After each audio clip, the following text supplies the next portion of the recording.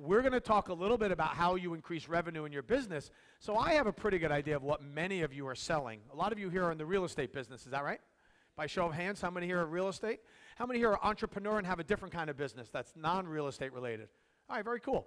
So regardless of what your business is, you have something to sell. Now, what I have learned over the years is that people are predisposed to buying. They love to buy, right?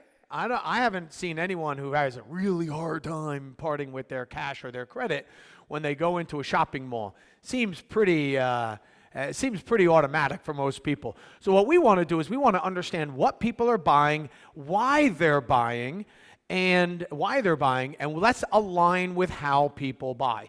Because we go through these 20 to 25 year cycles, these demographic cycles, and when they change, how people buy changes dramatically. And we are in the second half of the last wave that we're in, or the last season of business. So I'm going to walk you very quickly through the seasons of business, and then I'm going to give you 5 ways to generate revenue right away. So let's understand what these seasons are and how they work. So from 1946 to 1964, what demographic of people were born during that time? Baby boomers. Every 80 years or so, a baby boomer generation comes our way. The last one was 46 to 64. All right, this was the time to buy low. Everybody had a job. There was a lot of optimism. The spring season always follows a world conflict. Okay? That was 46 to 64. Summer was 65 through 85. This is all about sweat equity, all about putting in extra effort. You know, if you think about what was going on in our country around that time, it's a time of revolution, high inflation, high tension.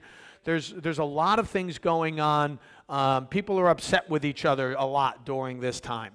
We're all ticked off at each other, right? There's gas shortages and hostage crises, and and think about all the things that happened in the 60s, okay? And at this time, you're buying things and they're cheap, but the equity has not increased. This is the time of sweat equity. You're not going to increase your equity. My mother bought the house that she still is in today. God bless her. She's out there 81 years old, still cutting the lawn, telling her why her 5 sons won't do it. Well, my sons were like, Mom, we're watching you cut the grass. We'd cut it right there for you. No, I'm fine. Anyone know anyone like that? Yeah, that's my mom. You've met her. All right, cool. So she bought her house in 1966 for $12,000. 20 years later, it's probably worth $20,000. Today, it's worth $700,000. All right? I'll get to that. We hit fall at that point. Fall is the harvest. In business, you could do no wrong between 1985 and 2005. It was a glorious time. You start a business, you turn the sign on that says we're open, people come walking your way. Everybody's got cash on hand, they've got plenty of credit. As a matter of fact, the markets are overinflated. My mom's $12,000 house, same house, hasn't changed, still cuts the same grass. I still kick apples off the same apple tree in the backyard.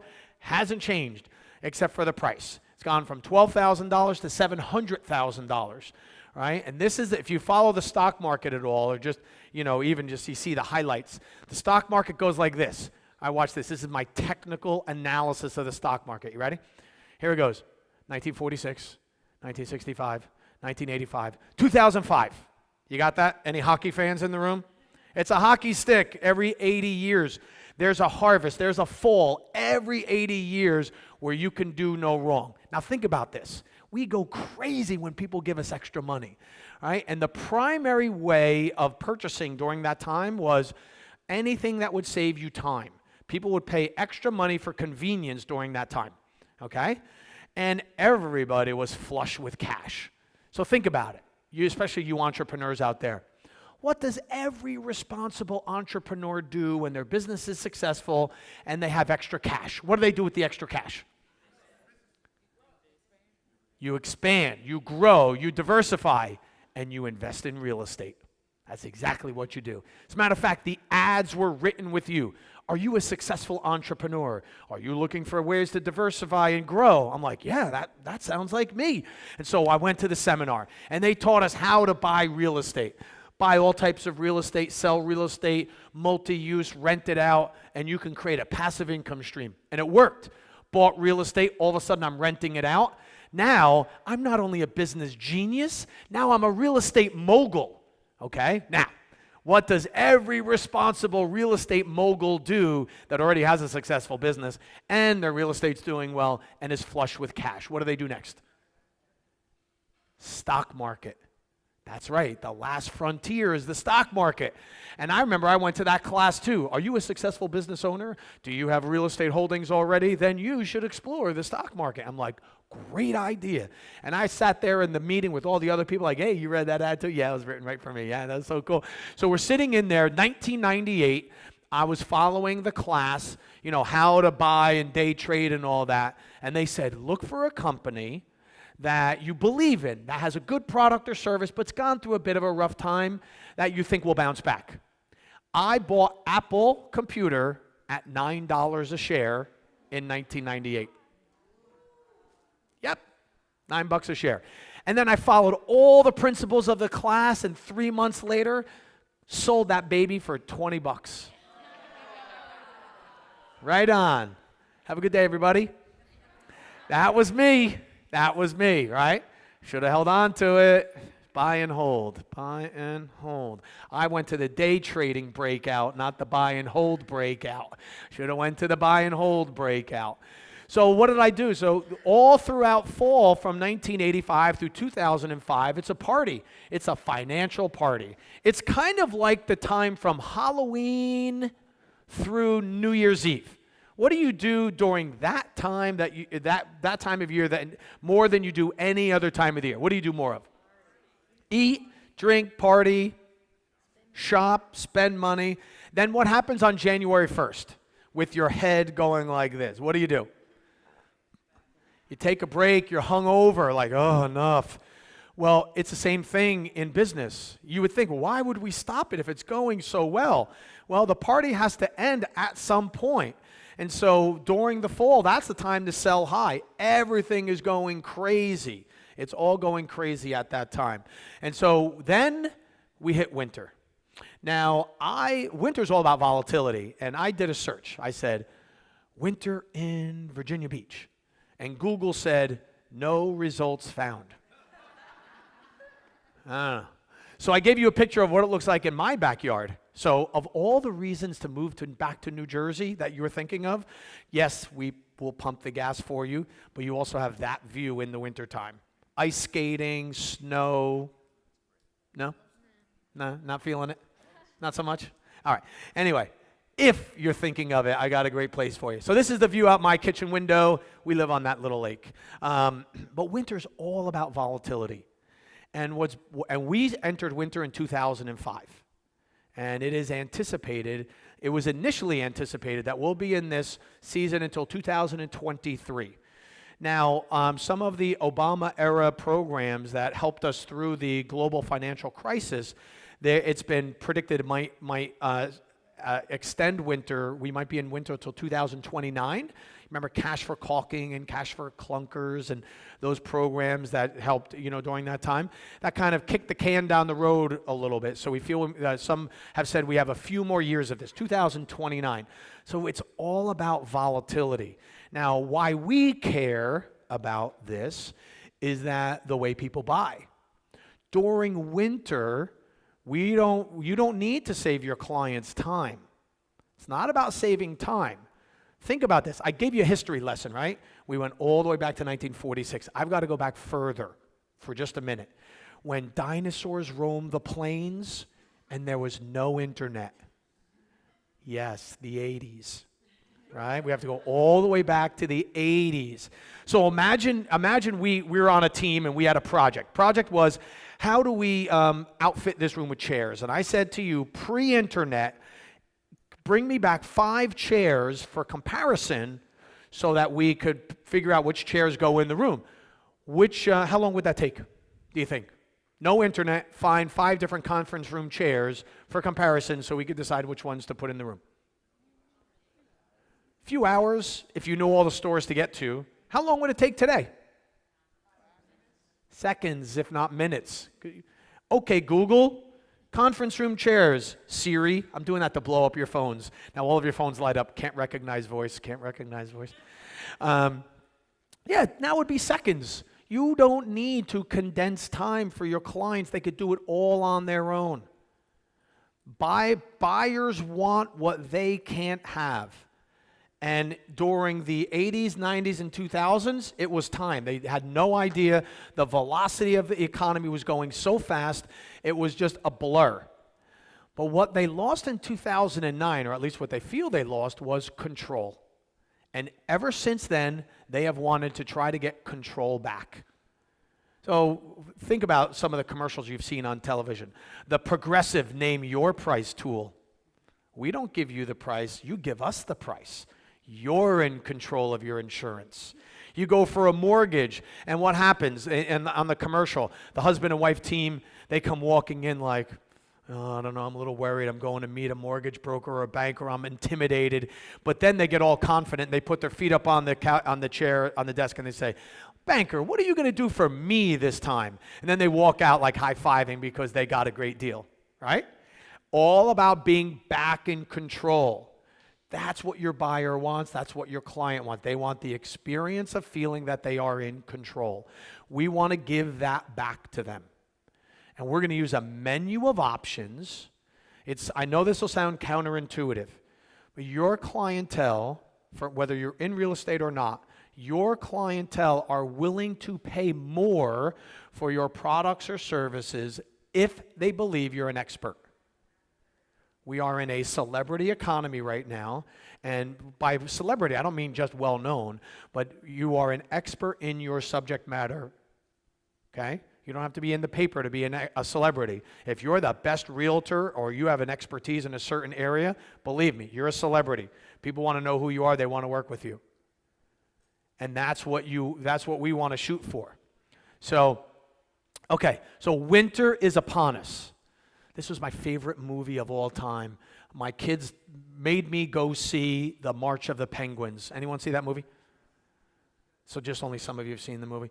Anyone here of a penguin? Anyone ever been a kid? All right, I'll keep going until your hands go up. All right, kids, anyone? You've been a kid? All right, we're there. All right, great.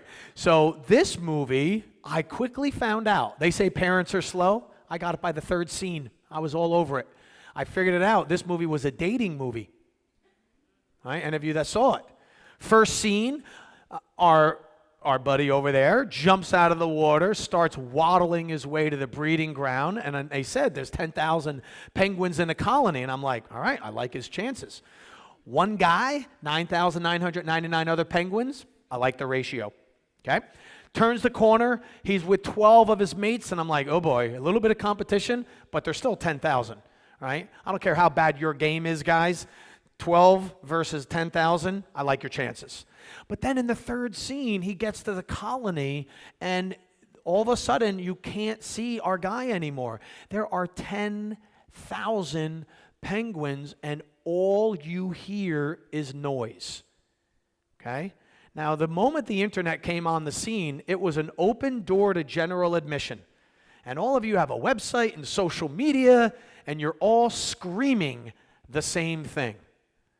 So if I'm out there trying to make a decision who I want to work with, how do I know to pick you? Which penguin are you in this scene? I know which one I want to be. I want to be that penguin right there. There's probably thousands of penguins in this picture. Where did your eyes go to?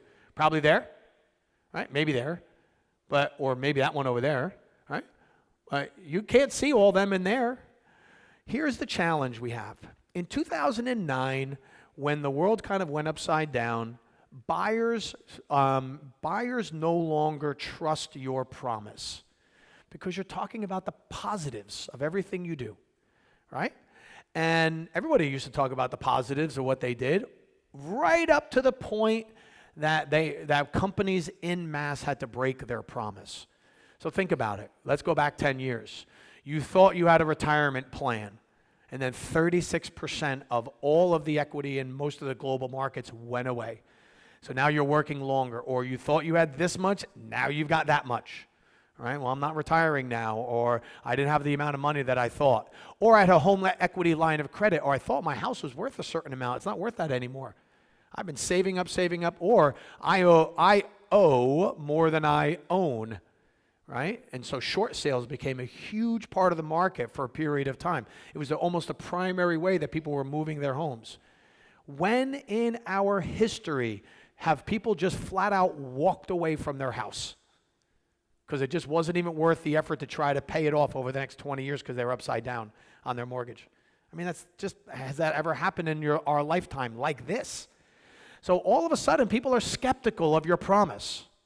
So I want to show you a way that you can automatically differentiate yourself and pose yourself as an expert right away, okay? So I'm about to give you these 5 ways to generate revenue. You will be an expert in the next 10 minutes. Let me try that again. You will be an expert in the next 10 minutes. That's what I thought. All right, much better. Okay, now we want to create a menu. Now, whatever business you are in up until a minute ago, you're no longer in. Imagine you own a restaurant. Okay? Restaurants are brilliant. They have a 99.9% close ratio. How would you like to get 100 leads and do 99 deals? And then the last person who you didn't close a deal on would apologize. Like, I'm so sorry. I was going to go with you, but I'm moving out of the state. Like, they would actually apologize. That you'd close 99 and the 100th would apologize to you. Right? How would you like that close ratio? I just described it. So some of you would not like that close ratio. How many of you would like that close ratio? All right, right on. All right, cool. So don't take this too seriously. We got to lighten up a little bit. All right? Okay. So let's be a restaurant. They close everybody just about that walks through the door. Now, when you sit down at a restaurant, what do they hand you? A menu, and they have something for every appetite, and they have something for every budget. Right? You walk in, you can find something. You can find and when you don't buy the special, do they get upset? Like they tell you the specials, and you say, "Oh, we're going to skip the specials." Oh man, I knew it. I knew the specials were bad. I never should have had that as a special. I don't know why they put tuna on the menu today. I knew the specials were a total non-starter. What do they care? As long as you're buying something, right? We want that same attitude. We give them a menu, and we're happy with however they engage with us, regardless of what our service offering might be. Okay? So we want to have 3 ways that they can engage with us. One is when the market is going up, people will trade their money for convenience. So what that is a concierge, white glove, or premium offering. Okay?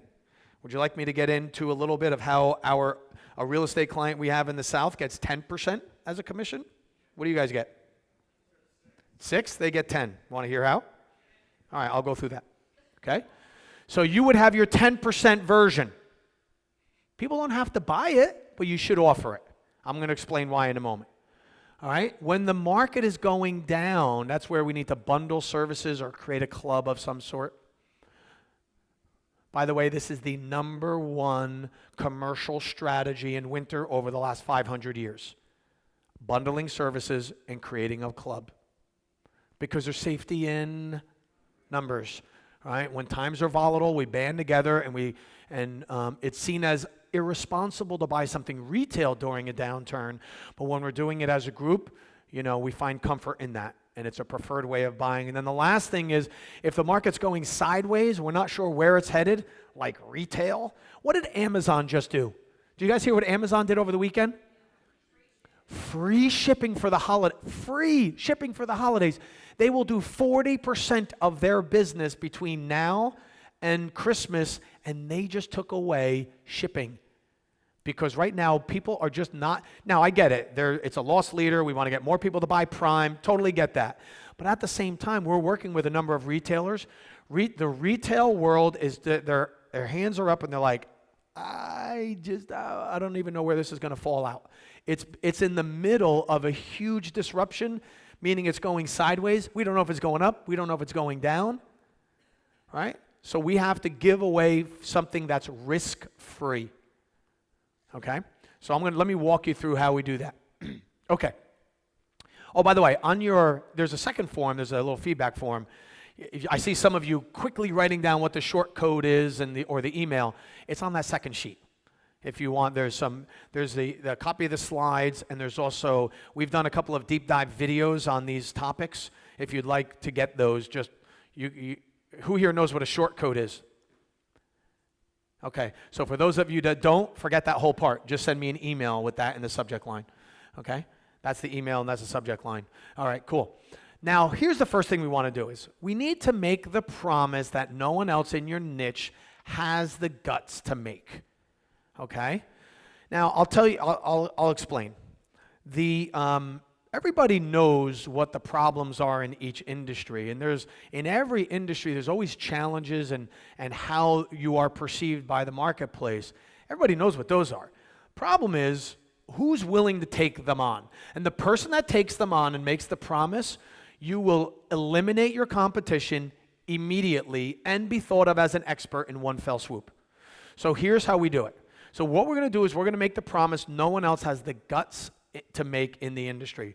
And this is what our client does, and this is why they get 10%. All right? So I'll walk you through a couple of examples, and then I'll share with you some of the things that they do. Okay?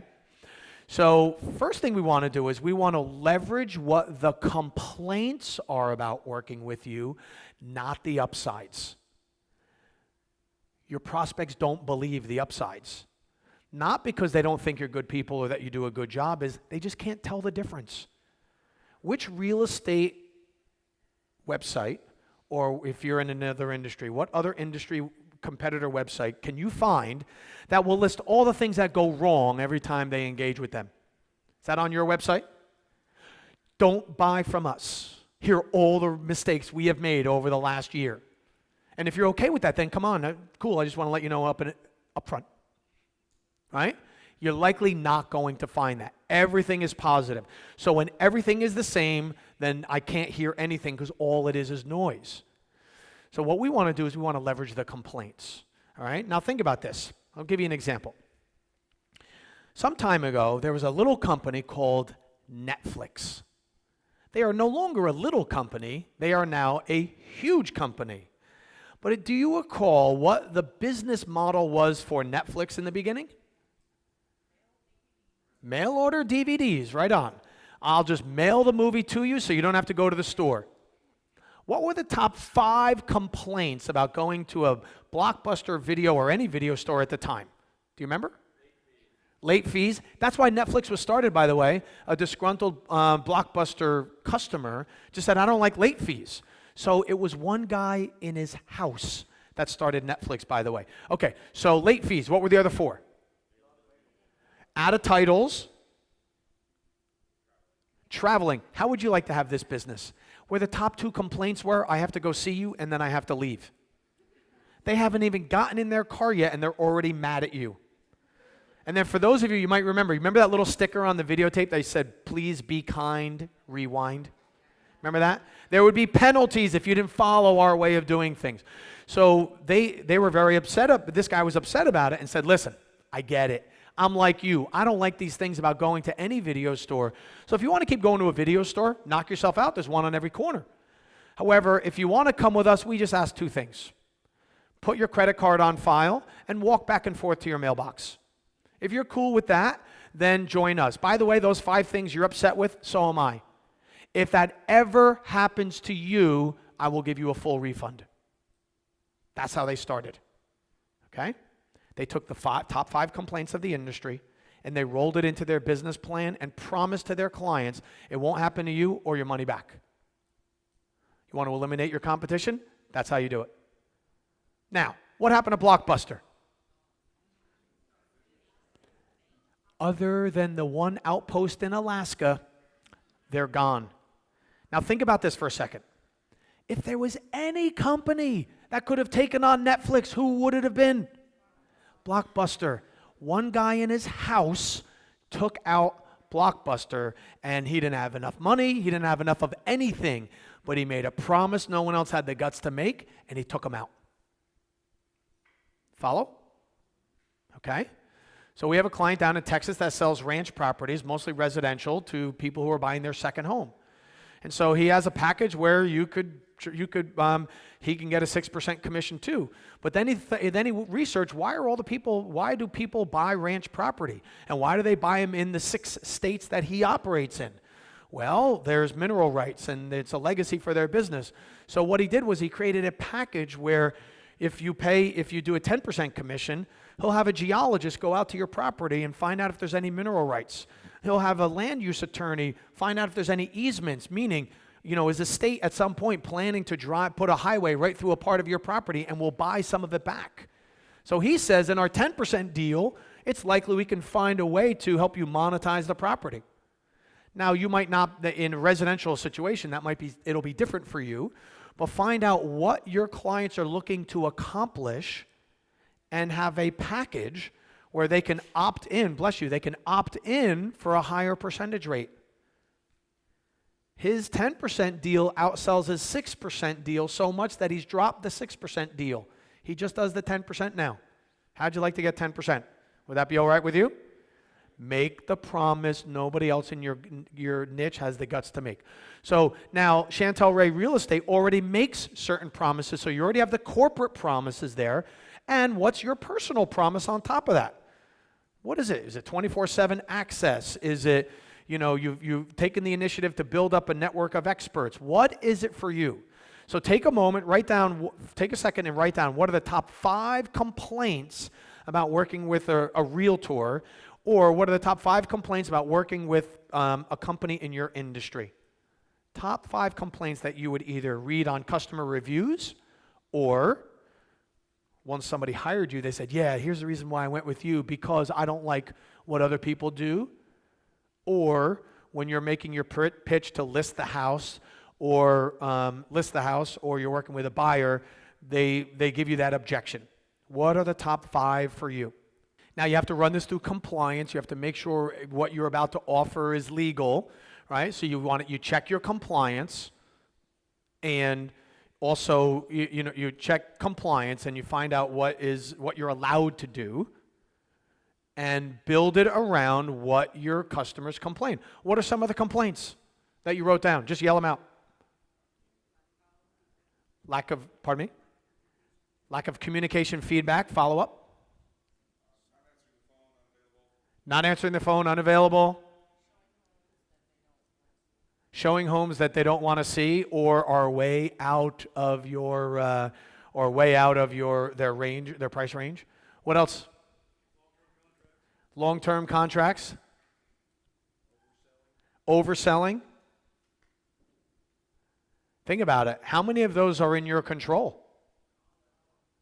All of them. Right? So what promise can you make around that? What promise can you make around that? Now, you might not have all the answers right now, but at least target which ones that you want to look at and say, where can I make that promise? What personal promise can you make? If you're on the committee, this time of year, people are looking at the strategy for their business. Bring it up. Hey, I think we can promise this. I think we kind of already do this already. How about we put that in writing? Wouldn't that be a great promotion? Okay, I suspect a lot of the things that you wrote down are already a promise of your agency or of your company. You're probably pretty close already. You just might have to tweak it a little bit. That's what my experience is. You're probably 90% of the way there. Okay? And so that's the first one, okay? Now, in my business, I'm a business advisor, right? So imagine this. If I were to give you guidance about your business and you took all of the advice and your business took off like a rocket, who would you credit? Would you keep it, or would you give it all to me? You could say it. You'd keep it, right? If I gave you advice on your business, you took none of it, and your business went nowhere, who would you blame? You'd blame me, right? I know it. It's all right. I have no control over your business, but we give a 5-to-1 guarantee, which means if we're not making or saving you 5 times the amount of our fee, the whole thing is free. Now, how many other business advisors do you think could give that guarantee? Could. They all could. How many do? That you've met? Well, one, thank you. None of them. So who would you hire?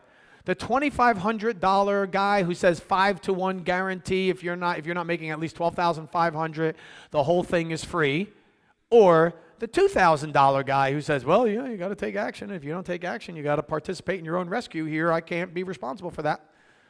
Who would you hire? The $2,500 guarantee guy or the $2,000 non-guarantee guy?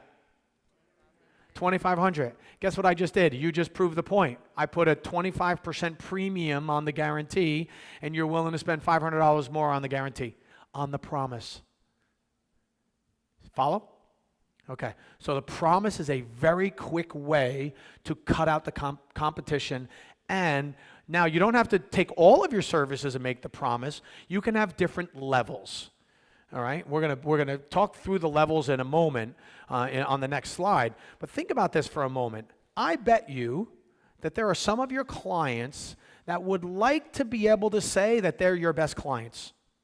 But I wonder if you've created a path for them to be your best clients. Meaning, I could engage with you for one price, but I can also pick and choose and upgrade myself to other ways of engaging. I took a flight down here. I could have picked front of the plane, more money, back of the plane, less money. I could have picked my journey, literally, and I could have chosen my seat if I wanted to, paid more, I've upgraded. I could have gone to the President's Club. I could have gone on priority 1 lane or whatever. I could have done all of that.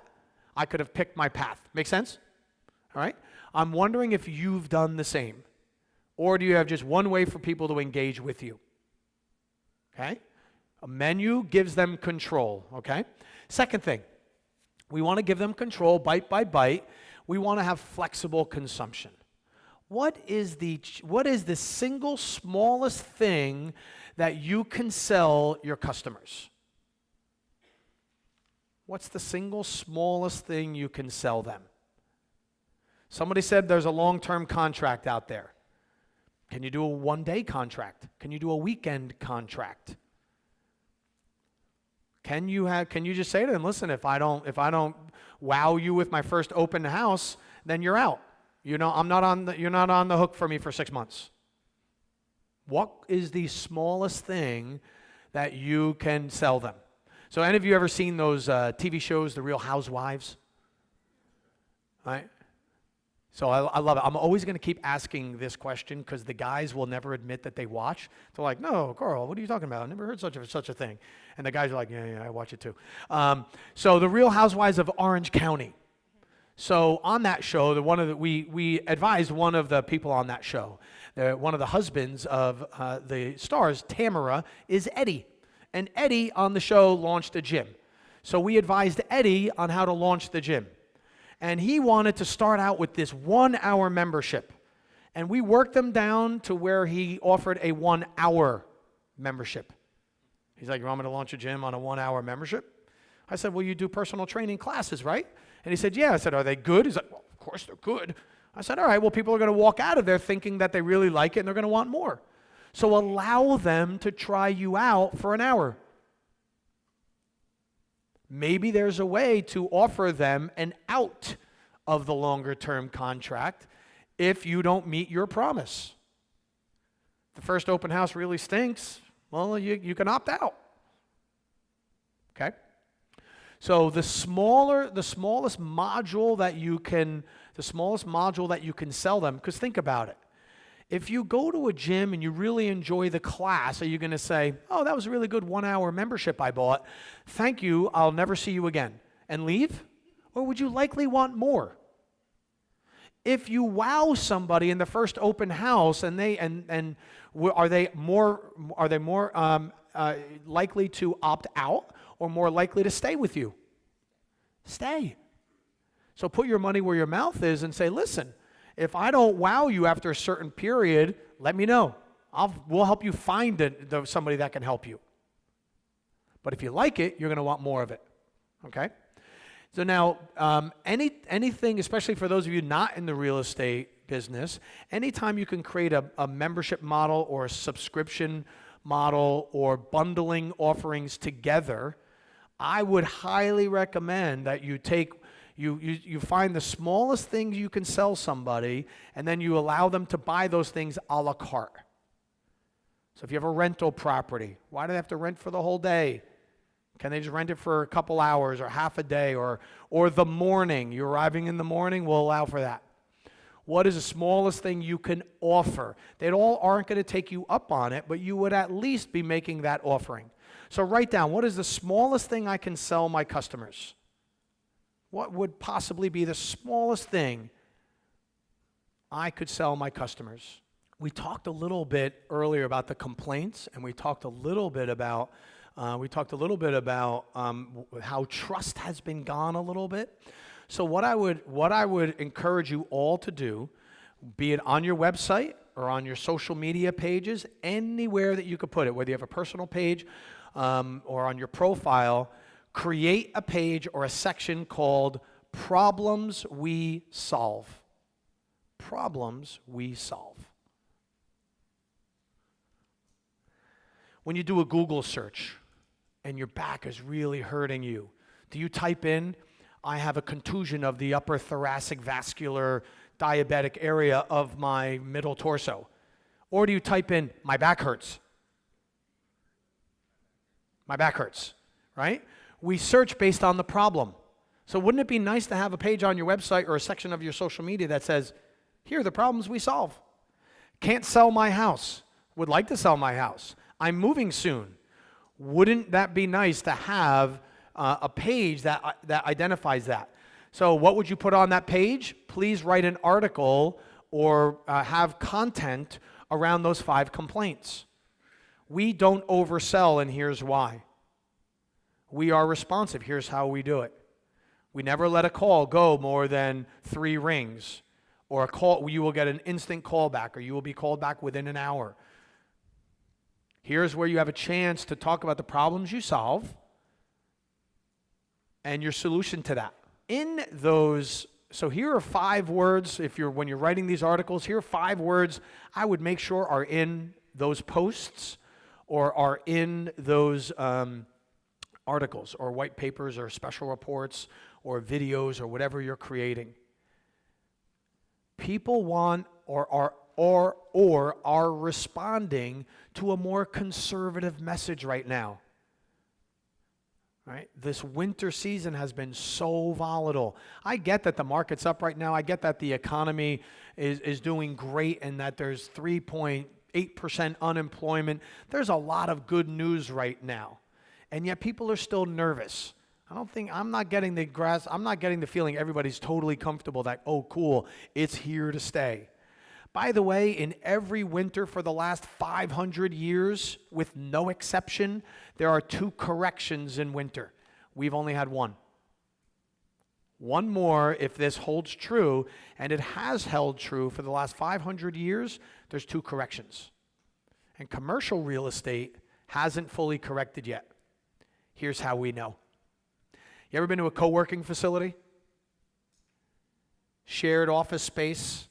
You know, that is a sign of surrender by the commercial real estate industry.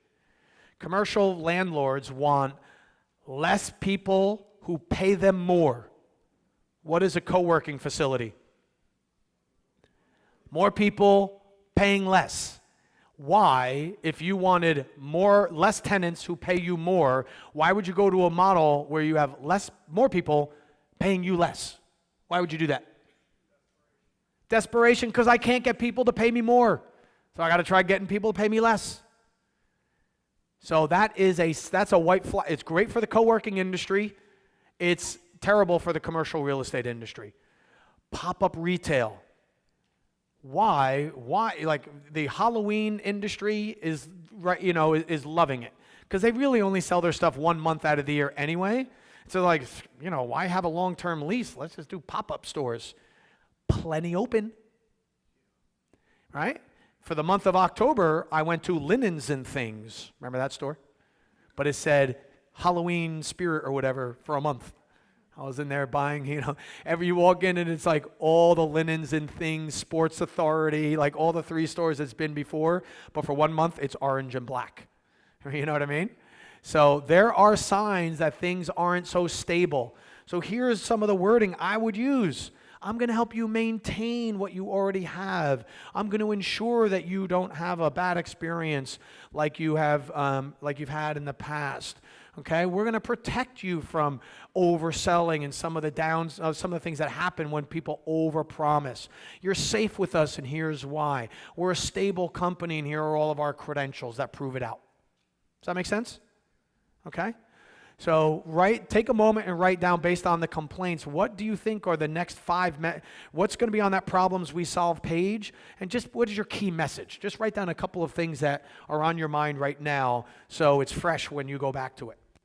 That's something you can do right away, because you have people actively searching right now. You know how people will find out the negative side of working with you? Some of you may have known this already. They will type in your name, and then right after that, write the word scam or sucks. ABC Real Estate sucks. And then all the negative reviews come out. ABC Real Estate scam. That's how they find out what might be the downside. Okay? So since we already know that, let's combat that. And if you screwed something up on one, you know what? On that one, I stunk. But here's what I did to fix it. And here's what I would always promise if I ever got it wrong. Everybody knows you make mistakes. You could admit it as long as you own it and you say what you would do about it. Okay? Cool. All right. This is a really big problem. Anyone from New Jersey or up in the Northeast once before? Woohoo, on the Northeast and New Jersey, right on. So you already know the answer to this, but for our Southern friends, they might not, especially here in the city down by the beach. This might not be a big problem. Okay, what's that? It's not a deer. It is a deer in the headlights. Right. Okay. So remember, during winter, our people buy from who they perceive to be experts. Where do deer get run over?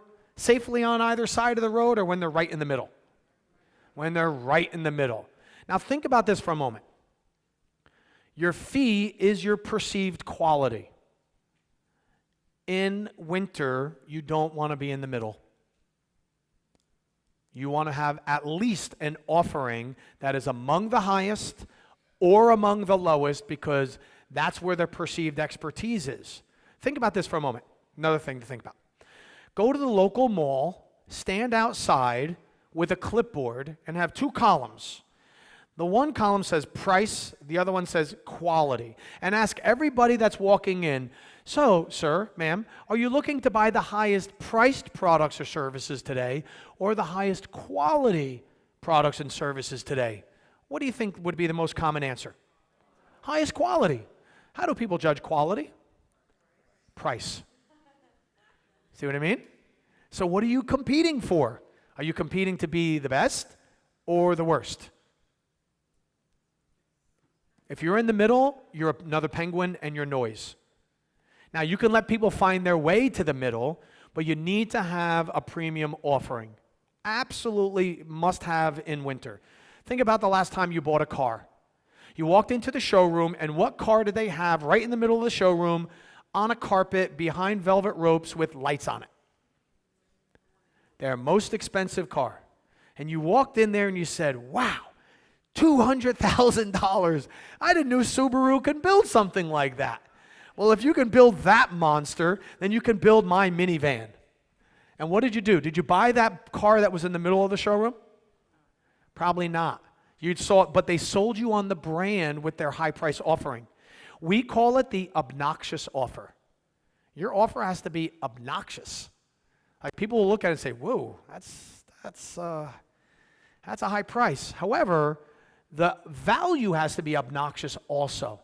The promise has to be obnoxious, meaning such high value that it would not a bad deal, right? I'm not saying I would buy it, but it's a really good deal.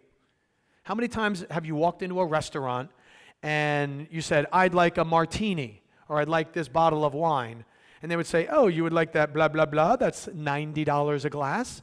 You would say, oh, no, I'm not quite that thirsty. I'll take the one in the middle, right? But you love the fact that they've got that totally rare Bavarian blah, blah, blah. I don't know. I'm not a drinker, so I don't know. Whatever's up there in the crystal vase that they go up and they dust it and they put the flowers around that nobody drinks out of. And you'll say, wow, really, $90 a shot? I'll take that one.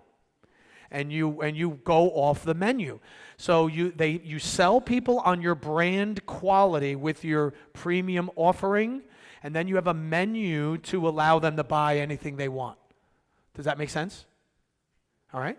So you could, I can sell you this clicker for $10, but I could also sell you this clicker with free shipping for $12, or lifetime guarantee for $15. And then you could pick, how do you want the clicker? Do I need the lifetime guarantee? Well, I use this a lot. That would be a good thing for me. That $5 would be worth it. Or, nah, I'm only going to use it once in a while. $10 is fine. They don't care which version of the clicker you buy, as long as you're buying the clicker. So what's your 6% offering? What's your 4% offering? What's your 10% offering? See what I mean? Or maybe you have a side business, like you have a renovation company, or you do appraisals, or your home inspection, or you have a cleaning company of some sort. How can you bundle that in? Okay? So we have a client that's a mattress company, and they're going to have they own a home down at the Jersey Shore. During the holidays, if you and they have all of their various mattresses in the family house. If you buy their mattress, they're going to give you a free weekend at their shore house. You can go on Airbnb and book it at no cost on certain days with a certain link. Right? So they just bundled some things together. Some people might say, well, that's fine. I don't have a interest in going. But the fact that it's there is good. Okay? So the higher your fee, the higher your perceived quality. Okay?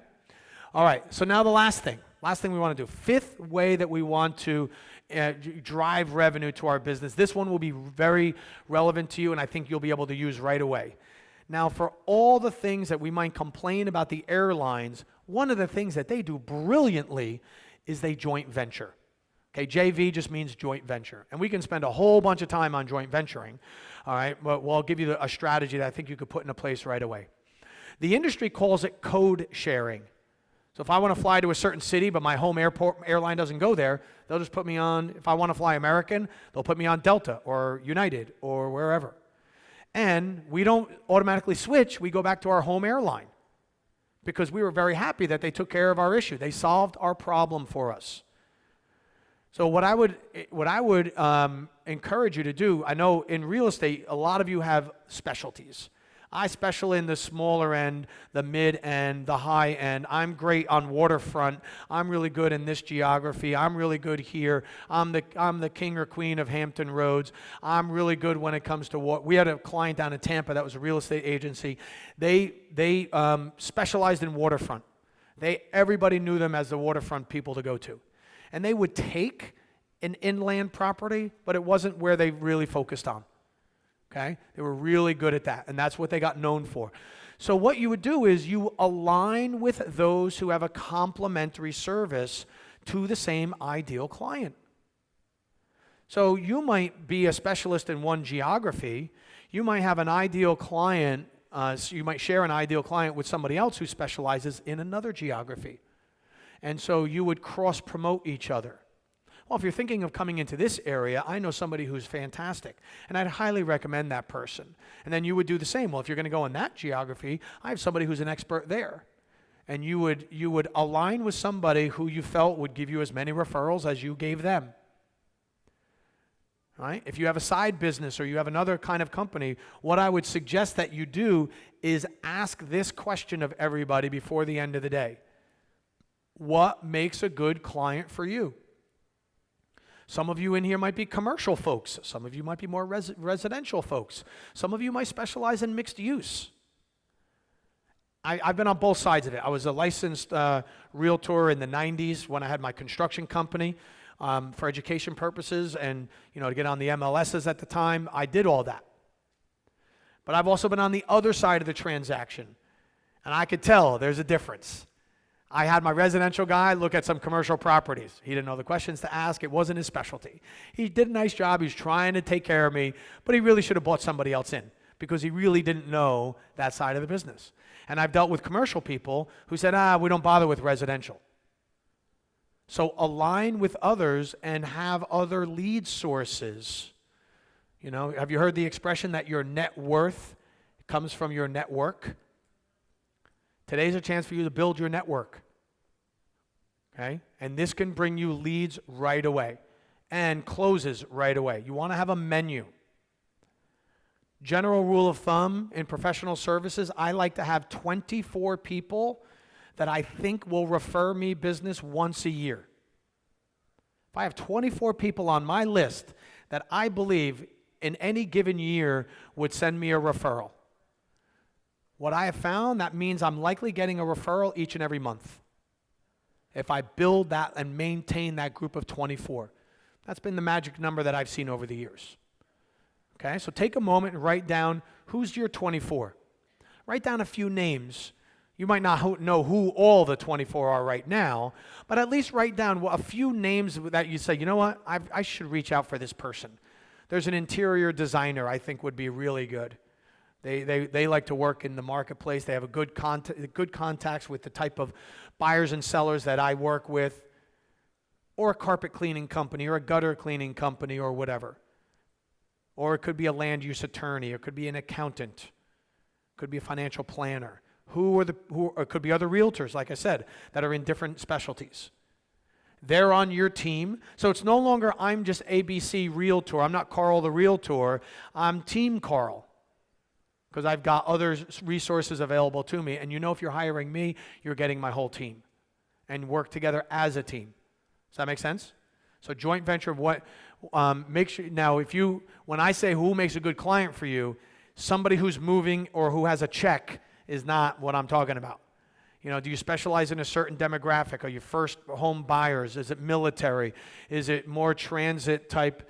You know, are you really good at flipping quickly for those, you know, especially in the military or on short stay, deployments? You know, is that your area of specialty? What are you really good at? Who is your ideal client? Make sure that you're very aware of that, and then let people know. If you know, because there's other realtors in the room that is not their specialty and wouldn't necessarily want to do it. Sound good? Okay. Any questions, thoughts, comments on what we've been talking about thus far? How do you see this working in your business? Of what you've seen so far, what do you think you can apply right away? Maybe you're not even sure how to apply it, but what are you thinking like, this is something I want to take a look at? Building a bigger network? And how many would you say are in your network now? Probably 10. Okay. Right, so you want to get your network working for you, right? So yeah, I would shoot for that 24. And what you may want to do is, I would make a list of all the categories of referrers that I have. So on a sheet, I'd have two lists. Categories of referrers, and then people I think who could hire me straight out. And I'd put 24 on each list. But certainly one per category. I want a plumber, I want a contractor, I want, a military recruiter. Who are all the categories of people that are likely to refer you? And then who are the type of people that are just likely to hire you?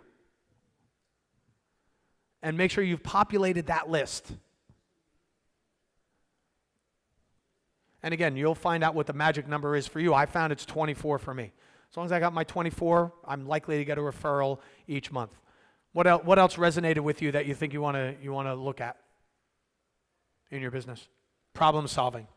One of the biggest issues, and I get it, guys. You want to go in and you want to get a listing, so you want to promise, I'll get you that extra 10,000. I'll get you that extra 20,000. Nobody negotiates against me. I'll get you your full. I get it. All right, I've been there. I've been on both sides of the transaction, and I know that you want to do that.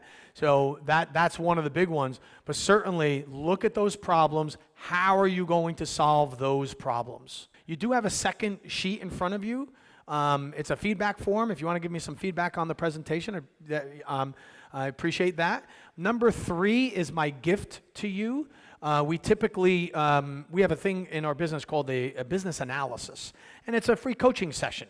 So if you're wondering, how do I drive more leads, or how do I get more listings, or how do I get more of this, we typically, for this analysis of your business and your practice and how to grow it, we typically charge $1,500 for, but anyone who comes to our presentation, we give at no cost. So if you'd like to take advantage of it, just fill out the form or do the short code. Oops, where did it go?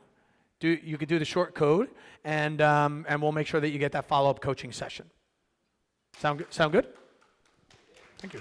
Awesome. Thank you so much. Let's give a round of applause to Carl.